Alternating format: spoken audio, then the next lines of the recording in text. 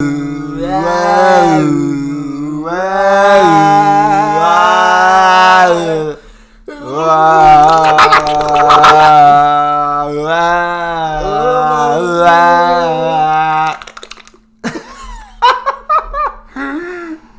guys, welcome back to another video, and today we're going to be talking about COD 4 and why it's overrated, specifically the campaign. I think the multiplayer is great, but the campaign is really overrated. Check out our video on it.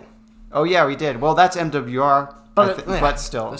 So, yeah, we're going to talk about why the campaign is mega overrated, which is the case with a lot of these videos. Something's overrated. All our videos are like, overrated, sucks, trash, horrible. Sucks, just because that's way more fun to talk about. Yeah, but... So yeah, COD 4's campaign is super overrated.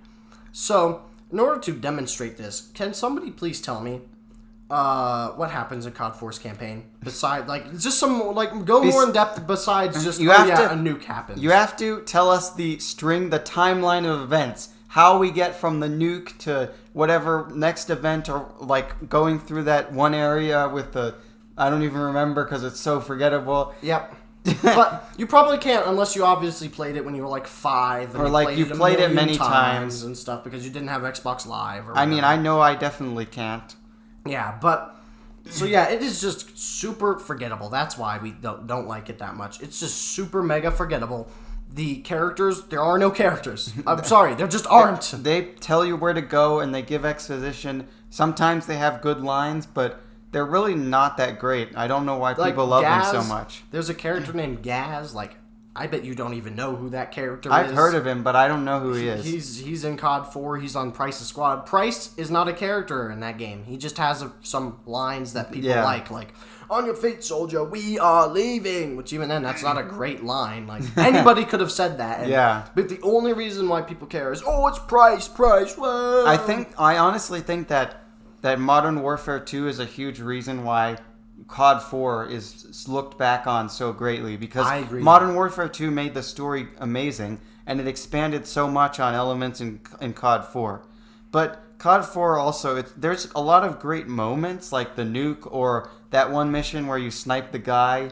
All gillied up. All gillied up. It's a really famous mission, and that mission is good. But for the most part, almost every COD 4 mission is very forgettable. Yep. And there's almost no memorable parts except for those ones I mentioned. Yeah, the nuke, and maybe that one mission when you're in the AC-130, that one's fun. Oh, yeah. But even then, and the final part, where you crash those trucks on the bridge. Yeah, but, again, the Americans, we were talking about the SAS, but on the American side, it's even more generic. I don't even remember my character's name. Yeah. I don't remember what my character's name was on the American side, and it's all these characters, all they do are just Ramirez, even though that's from MW2. They're just so-and-so, go to the top floor, do this, do that, go to this side, grab the detonator, do the thing, blah, blah, blah. So there aren't really any characters. And the villains, why should I hate the villains? I mean, they didn't really do much. They just... are gonna blow up the world. There's no personal connection to any of the events. Yeah, even though I think the opening is pretty cool when you're being killed. I think that's you are the person that gets assassinated. But again, that's a cool moment. But I don't remember any of the story context that surrounds it. I don't remember really what that had to do with the rest of the plot. Yeah, why are we going up against those bad guys? Because we were ordered to. Mm-hmm. Wow, thanks for that awesome motivation. Price probably doesn't care that they're going to blow up the world. Obviously he cares, but he doesn't care who's doing it. He's just doing it because he was ordered to. Yeah, he's just doing it because some guys are blowing up the world. He's not doing it because he has anything against them. Or he has any personal attachment. Sure, he does have that all gillied up mission or whatever, and he sniped the dude's arm. But besides that, there just really isn't anything. And as I said, throughout the campaign, all the characters, all they do is they just tell you where to go, and it gets really, really tiring. Yeah. They have no personality. The only time they have personality is just because their voice is different. Mm-hmm. And that's the only different personality you get, or their name is weird, like Boomer or Butt Cheeks or something like that. Let's talk about the gameplay. Yeah, moving on to the gameplay now. It's pretty boring. It's and pretty mediocre. boring and not great. It is. There's some great missions. I think Gilded Up is a really cool mission. I actually do really like that and I think it's an amazing mission, but for the most part, other than that mission, there's really nothing that stands out. except for the occasional moment. Like the AC-131. I like the AC-131, but it was really frustrating. I remember super repetitive. Yeah, it's super repetitive, and also the one where you run in the fields and hide from the helicopters. I liked that one, but other than those ones we just mentioned, most of the missions are super generic COD gameplay.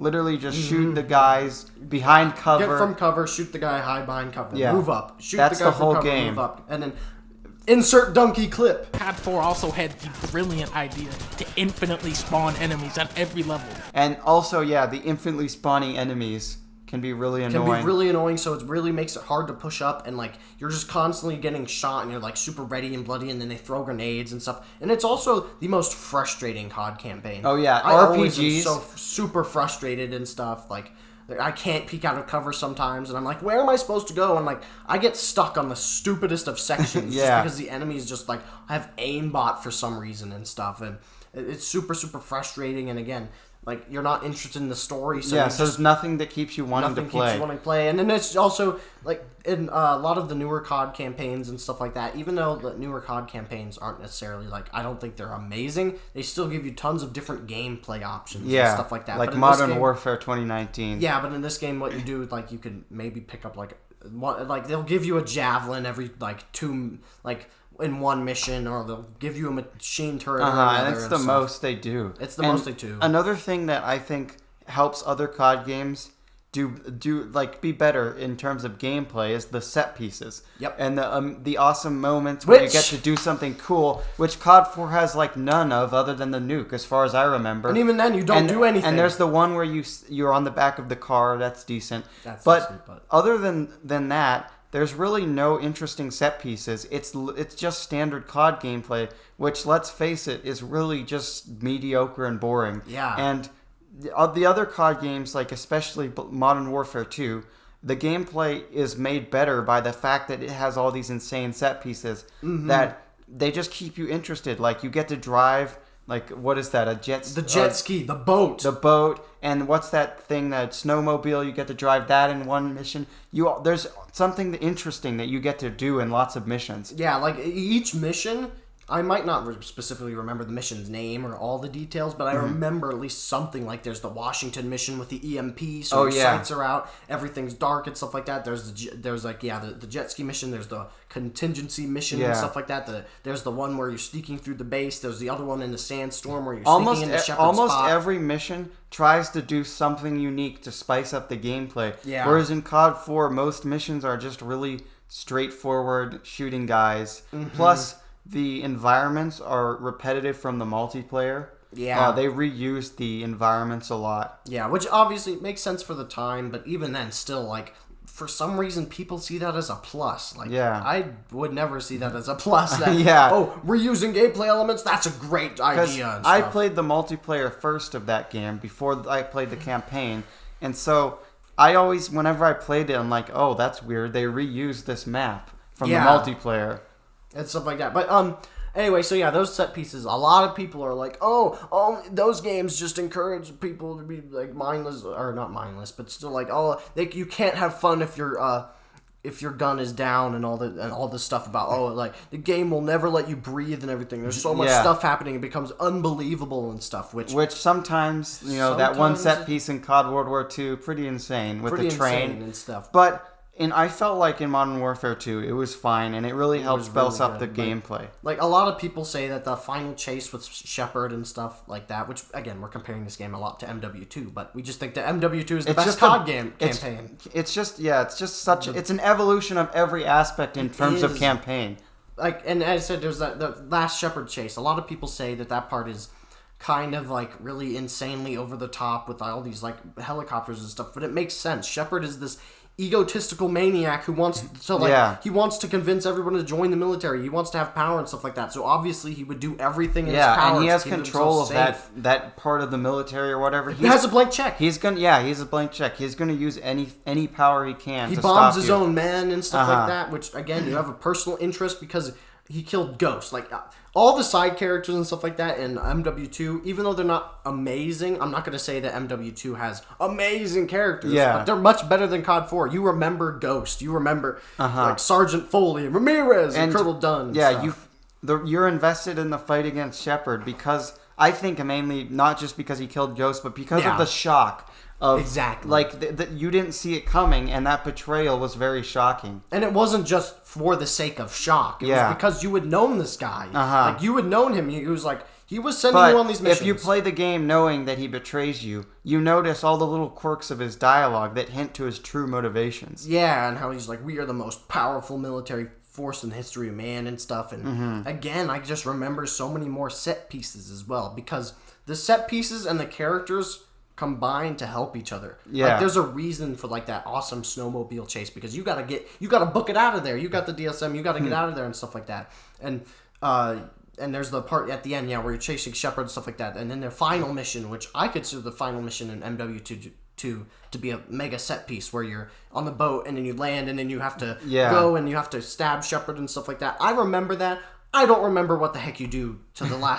I don't remember COD 4. I think you shoot him right in a slow-mo or something. Yeah, you shoot him with the pistol, which I had done before. But, and in the gameplay, just overall, the gameplay can be so boring and repetitive. Like, I don't know if you remember that one mission with the corridors. It's one of the last missions. I do. It's by the nuke. I hated that mission. Me too. I hated it. I was so bored.